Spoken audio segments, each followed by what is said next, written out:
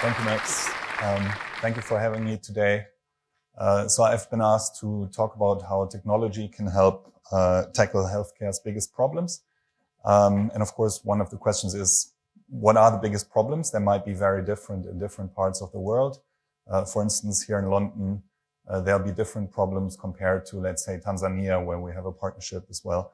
And I guess the problems can be grouped in two categories. One is one of access, and the other one is one of quality. So we know that there's already a massive shortage of health workers in the world, which is projected to reach 18 million health workers by the year 2030. So doctors and medical staff is very unevenly distributed across the world, which means, you know, with all the complaints people might have about the NHS or the health system in Germany, where I'm from, we're still relatively fortunate. If you're based in sub-Saharan Africa or in parts of India, or even in some healthcare deserts in the US, it'll be much harder for you to get proper healthcare. So that's one problem. The other one is one of quality, that even in places like the UK, depending on how lucky you are with your doctor, given the fact that the medical knowledge changes so quickly, you can't be sure that you're receiving the best medical advice from your doctor. And there's also inefficiency. We do see that people unnecessarily go to the A&E, as it's called in this country, or the emergency room, as they call it in the US. I have a good friend who's an emergency physician in Germany, and he said, your app should really be mandatory on everyone's phone, because I see all these people who have a slight cold and they're clogging up the emergency room, and they really shouldn't be here. So they should use your app before they're even allowed to go through the door. And that's why we built ADA. We started 11 years ago. Originally, we worked on developing decision support for doctors. For the first few years, we worked with professors here who are involved with the Royal College of General Practitioners, and also with scientists in Germany and in the US.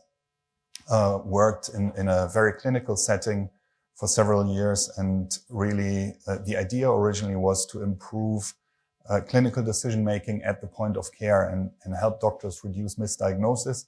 Now, you can probably imagine more than 10 years ago, trying to get doctors to adopt new technologies when they were already overwhelmed with having to sort of get through their day, wasn't the easiest thing to sell. And also, we basically created a solution for people who didn't think they had a problem. Not all of them. There were, of course, some enthusiastic adopters, but everyone thinks they're actually a pretty good doctor, and they're like, I don't need decision support because I'm already pretty good. So that was one thing, but we knew that on the patient side, demand was very high. About 7% of all Google searches are actually healthcare related, which makes it the second largest category of all Google searches. I'll leave it to you to guess what the largest category is. And about 1 out of 5 of those is directly a symptom. So clearly there was a strong unmet need on the patient side, and that's what we're trying to address. We can see, having done this now for several years, that in places in the world where the health system isn't as advanced, the need is actually even stronger. So we've barely done any marketing in India or in Brazil, parts of sub-Saharan Africa, and we see a lot of users coming from those parts of the world.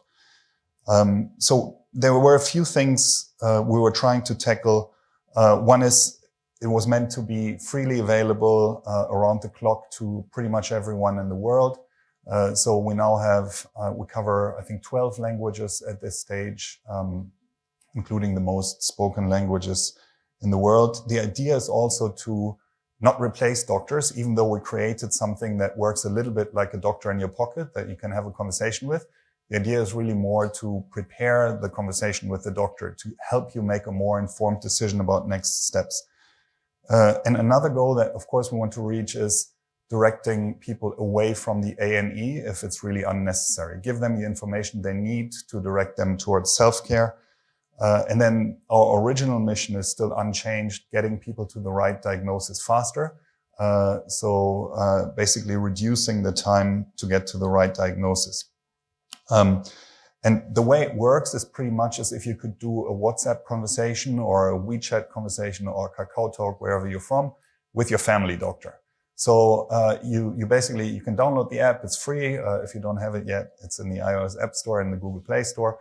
And basically you start with your presenting complaint as if you were in the doctor's office. And you say, for instance, I have this weird tummy ache. So we had to translate everything back to patient-friendly language from the first version that we had, which was for doctors.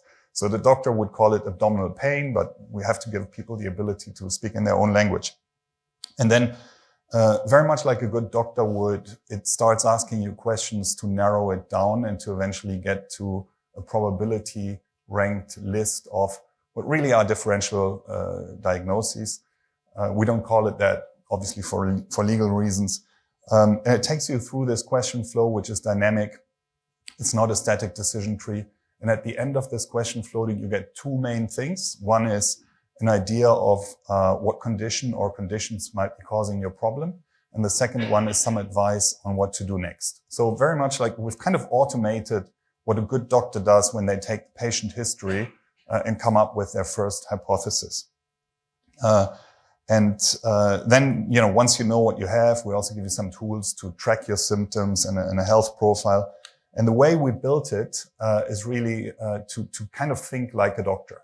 We trained it over the last 11 years since we started. We built a very large medical knowledge base. We developed our own domain-specific reasoning language, and then we trained hundreds of doctors over the years in adding medical knowledge to this knowledge base, constantly refining it. We still have about 60 medical doctors full-time on staff, trained in 20 different countries, who constantly refine and improve this medical knowledge base. So at this stage, we cover more than 30,000 ICD-10 codes, several thousand diseases, and more than 10,000 symptoms and symptom attributes, many risk factors as well. We don't yet cover the entire long tail of rare diseases, but most of the rare diseases that for which some kind of therapy exists are already covered by us. So at this stage, our app has been downloaded over 12 million times. We have about 30 million cases in the system. Every 2 or 3 seconds, someone somewhere in the world is entering a new case in ADA. So we're collecting a lot of data in real time, which means we can actually sometimes spot outbreaks before the authorities would know. Because if you think about it, at least in Germany, where I'm from, everything is still pen and paper and all of this. So the authorities rely on doctors sort of faxing certain things or sending them by mail, which is even worse, to like the local health authority. And until they have collected all the data, that takes a very long time. Whereas people use our app before they go to the doctor. So for instance, there was a measles epidemic in the US even before COVID, and we could see the measles cases going up weeks before the CDC came up with the first announcement that there was a measles problem. So there's actually big potential in that. And then we also collect a lot of data over time, where, for instance, during the COVID times, we compared how many cases did we see with mental health problems, depression, which is actually a much bigger problem than I thought when we started all of this. 1 out of 3 cases in ADA, someone has some kind of a mental health component to it. And we could see that in different countries, depression, especially in children and adolescents, developed very differently. So we could see that all the countries which instituted extremely harsh lockdowns and closed schools and kindergartens for a year, depression like skyrocketed. In Germany, depression in children went up by over 100% during that time period in our cases. Whereas Switzerland, which I don't want to offend any Swiss people in the audience, but is a somewhat similar country to Germany, they kept everything open and depression in children didn't go up at all. So there's a lot we can learn. We try to create a virtuous cycle of feedback loops where we try to find out what was actually the confirmed diagnosis in the end. And we think learning from this type of data could really inform public health decision-making on a real-time basis. There's a lot of potential. And of course, we're very happy, and this is the thing that drives and motivates me with the everyday feedback we get from users. At this stage, I believe we're the most 5-star rated medical app in the world ever. Every day there are people who leave a review in the App Store and who say, "This saved my child's life, saved my father's life. Without your app, we wouldn't even have gone to the doctor." So on the one hand, we have this free app. On the other hand, we work with healthcare institutions, with governments, and also with life sciences companies. For instance, in the US, we work with Sutter Health, Kaiser Permanente, with their digital front door AI provider. So they use us as kind of an onboarding tool. And in the cases where we work with these institutions, the next step advice you get is not generic, but it's actually connected to the appointment booking and to their EHR system. So the doctor can, before they even exchange the first word with the patient, they can see the pre-assessment that Ada has already automatically done. So they save time per appointment, which, as you can imagine, saving a few minutes per appointment frees a lot of capacity in a health system. We also work, for instance, with the government of Ontario in Canada, who are aiming to offer a virtual primary care solution for their 15 million inhabitants. And they use us as sort of a digital front door, an entry point as well. So we see all these different use cases. We also work, for instance, in Tanzania. We have a project, Ada is also available in Swahili, where we make the technology available to community health workers to upskill them. And we're also trying to put the technology into the hands of as many people as possible, because we know that in those parts of the world, access to healthcare doesn't come by as easily as here, for instance. One other thing that we see is that people who are unfortunate enough to have a rare disease can benefit from this type of technology a lot. I don't know if you're aware of this, but people with rare diseases often go through a very long odyssey where they try to actually even get their diagnosis. They don't know what they're suffering from. On average, it takes about 7 years to get the right diagnosis if you have a rare disease. And during these 7 years, people see so many doctors. Sometimes they have invasive tests done, and it's a very difficult situation for them. What we see quite often is that people contact us like this patient, and they say, "It's been over 10 years. I've been to more than 40 doctors. Finally, last year, I found a specialist who gave me my diagnosis. So I already knew what I had. I just wanted to test your app. And now I'm sitting here crying because this app told me in less than 5 minutes what more than 40 doctors needed more than 10 years for." If you think about the potential of that, not only in the richer countries, but also in lower and middle income countries, where doctors are scarce anyway, and the time a doctor has with you is even shorter than in a country like this, then we think there's a lot of potential to really democratize healthcare, even for the 1 billion+ people in the world who don't have any access to doctors at all.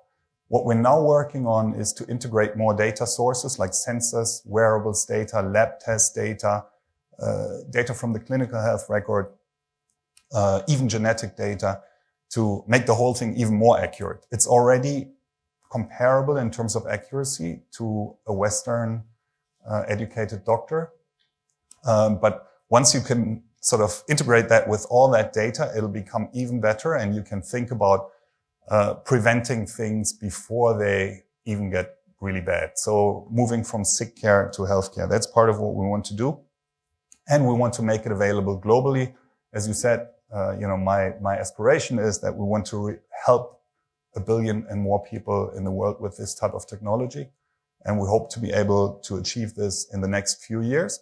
We're convinced that with these types of technology and making it available to everyone in the world, in a few years, even if you're in some of the most remote parts of the world, you'll be able to get comparable medical advice as you can in London today. Thank you very much.